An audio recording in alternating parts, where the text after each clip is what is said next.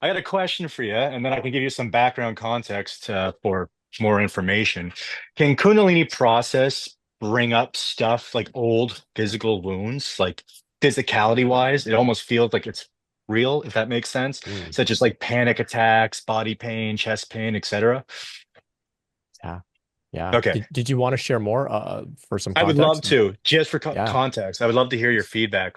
sure. Um, I'm 29 now. When I was 16, I went 3 years undiagnosed with Lyme disease. And once I found out, it took me years to get my health back. But it got to the point like I could function again. I could work a job, I can run 10 kilometers, go to the gym. Like I was living my life.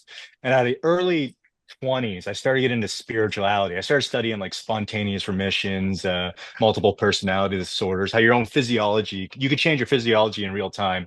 And Joe Dispenza and Bruce Lipton talk about that quite heavily, right? And they're very spiritual teachers. So one night when I was 22, I had the quote unquote pop that I'm sure everybody else is. I said the word love, explosion in my chest, my head started cocking back. And ever since then, I got these involuntary body movements, right? So that's been like a 7 years process, but I was very not non-compassionate, like not understanding towards people in their Kundalini process because they'd be like, "Oh, this is the worst thing ever," and I'm like, "You guys are a bunch of fucking crybabies. Mind my language." But 6 months ago, my health started like I was working with an energy healer, right? And I'm assuming with a lot of that energy work her and I were doing, my physical health started like getting bad. I started having severe panic attacks. I couldn't eat. I could only eat bananas and crackers. I was losing weight. I was chest pain, not sure what happened. So I completely got grounded. I was like, I started playing video games, started eating junk food, stopped my spiritual practice. And within a month, my health bounced back again. I'm like, all right, perfect. So then 6 months later, I had the panic attack stopped. I had a panic attack about two weeks ago, Thursday, and then sure enough, my health just spiraled out of control again. I can't eat. I'm getting better now, but I couldn't eat. I lost 10 pounds. I was weak, panicky. So my question, long story short, can it bring up old symptoms from like when I was 16 type thing? But even though it's non-Lyme related or non-physical, it's like purging. Anyway, Right. Yeah, you know what you I'm said saying? it. Yeah. Yeah, it's purging. I'm just curious, the second time around, did you go back to see the energy healer? No, nothing Okay. weird happened other than I was talking to somebody who has the same process as myself with deflected Kundalini risings. We're on kind of like this, she's like almost an opposite, a bit wiser than me. And we were just interacting as friends. And then but Mm, I don't know if that would have caused it or not. But yeah. Yeah, so definitely this process serves to bring up old material to be released, purged, purified. okay. And so people will have um, some may describe like regressions to childhood, Yes. memories, dreams, um, just raw feelings Oh, buddy. through synchronicity. Certain events in life may echo earlier events in life in a very freaky way that Like triggers the almost same feelings. Yeah, like people like will say the Groundhog Day. same word. Yeah, exactly. Like they're in on your awakening process. Like they're Yeah. like following a script. They're gonna say like the same specific line that like some bully said to you like 10 years ago or when you were 10, and Yeah. it's gonna trigger those feelings up and you'll work with it in a different way than when you were a kid because now you have awareness, you have conscious, you have the resources to face it and process it. Um, you use the term deflected rising, comes Yes. from PKYC, Bingo. right? I So, actually learned them from you. I oh, never okay, knew it. Yeah, anyway. great. Well, they're fantastic work. I don't speak so much about deflected risings and whatnot. I don't know enough to really comment on that. But in that work, there is a uh, page. If you could give me 1 second, I'll pull it up. I think it will be helpful for everyone. Give me 1 second. Of course. Okay, so I'm pulling from this book here, Stories of Spiritual Transformation, Love it. um, The Fulfillment of Kundalini Process, Modern Seekers' Ancient Teachings. So there's a diagram here. Let me just try and find it. It describes this purging and purification process, as well as what to Oh, do. yeah, okay. So they've called this the renovation slash restoration Restoration. project, right? Yeah.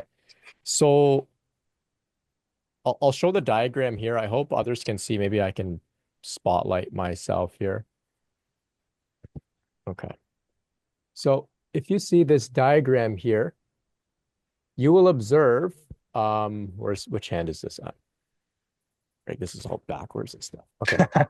So if you see this finger here, they describe a figure sitting in meditation, objective witness. Okay, so you're going to stay in the observation tower as this river of old impressions flows by.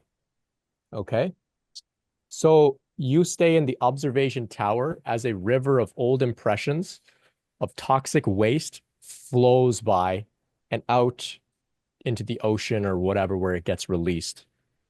So they describe that sort of source of all the old material, toxic wastes unloading from chitta, the subconscious, old vasanas and samskaras, past karma. So all of that is all what's going to flow by.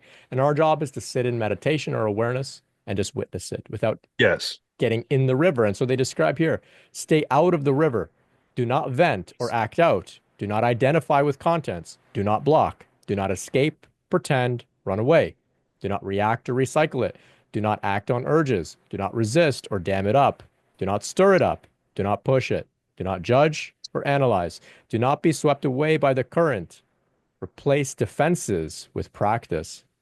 And then, so what do we do? They say, do spiritual practices. Keep spiritual focus. Use diaphragmatic breathing. Practice prayer, stillness, peace, and love. Use mantra repetition. Do spiritual study. Have patience, perseverance, and motivation.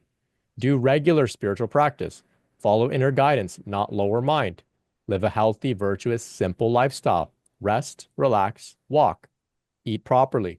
Have pleasant pastimes. Cultivate discernment, disidentification, and non-attachment. So I know you're familiar with this, Kyle, so thanks for humoring me while I share that. Of course. Um, but this is where you're at. This is the Absolutely. renovation project underway. Yeah. And as uncomfortable as it may be at times, um, what a blessing to have this force come up to stir up things so that they can no longer influence us in the way that we Oh, show up in the world. buddy, I was just very cocky with this entire process. Like, oh, I went over, I overcame Lyme disease. Kundalini is nothing. Now I'm going through it. I'm like, holy shit, this is really humbling me as a human. It's to the lady I was talking two clips before, how being overwhelmed. Like, I understand this is completely nuts sometimes. I feel like I'm going crazy. So Yeah, anyway. you're not crazy, not at all, not at Tell all. me, Brett, have you went through physical symptoms like you feel like, holy shit, I'm having a pan, or you feel like you're dying or your body's doing the funky chicken sometimes? Oh yeah, and if others can relate as well, please let Kyle know that Yes. you're not alone at all here. This is a community of people that are have experienced this. Some are actively, perhaps even now. Yes, panic attacks, vomiting, crying, nightmares, waking up in cold sweats, Heart shaking, palpitations.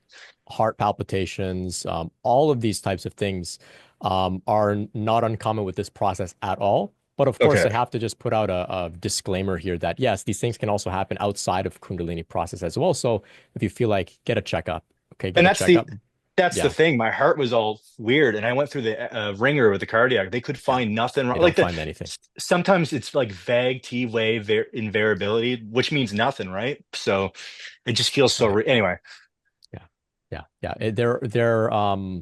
I've heard this so many times that people say they went for every test and they found nothing. I've nothing. heard it probably 50 times.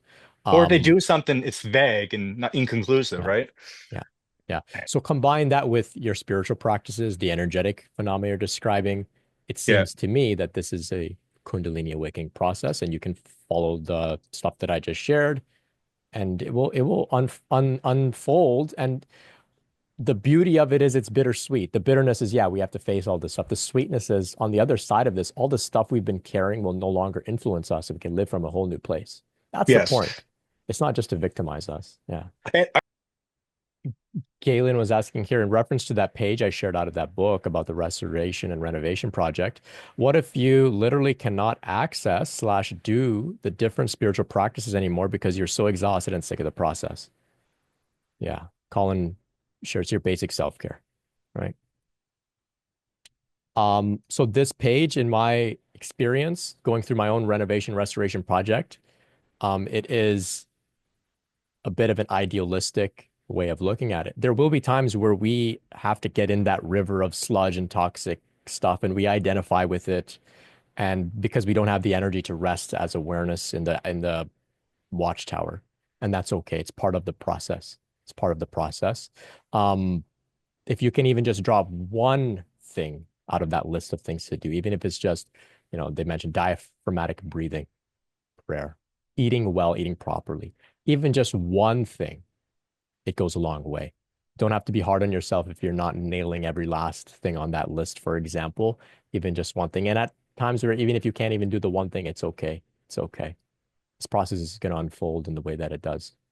Um, Nobody does it perfectly. Nobody ever has done this path perfectly. Something to keep in mind. Never. Nobody.